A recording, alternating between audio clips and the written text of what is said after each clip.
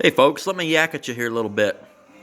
Talking about doing the timing belt on your Volkswagen TDI, particularly BEW, BRM series Volkswagen.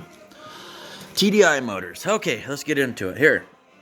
So, when you do a timing belt change, and I appreciate somebody that's interested in wanting to figure out or find out how you do a timing belt properly.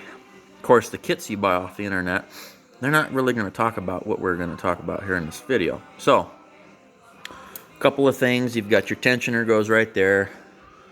There's your roller, and this is just the back side of the timing belt.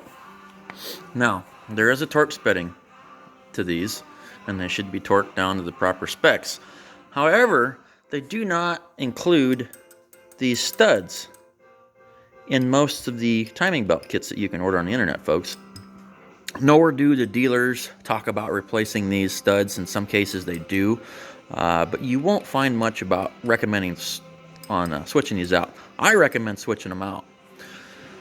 Personally, I think after, you can put 300,000 miles on these motors. I mean, that's a lot of force on just one little bolt. Now, if this snaps, which is exactly what happened to this motor over here, this was a good running motor. It only had 180K on it.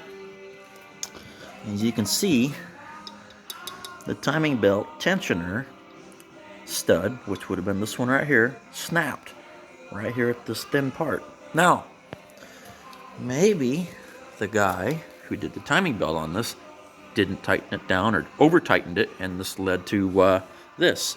Now folks, if this happens, your motor is destroyed.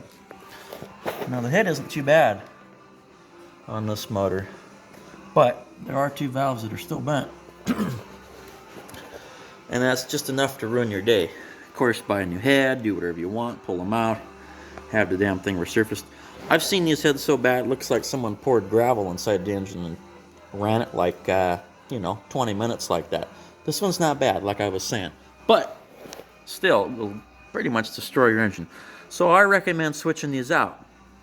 And you know what? If you're going to spend the money and take the time to do it, please get OEM parts. There's no replacement for OEM parts, especially with all this Chinesium. And people ask, oh, what the hell's Chinesium? I talk about it in the videos all the time. Well, Chinesium obviously isn't from this country. It's got a brighter color to it, and it doesn't rust because it doesn't have any freaking iron in it. It's easy to tell from 1 mile away.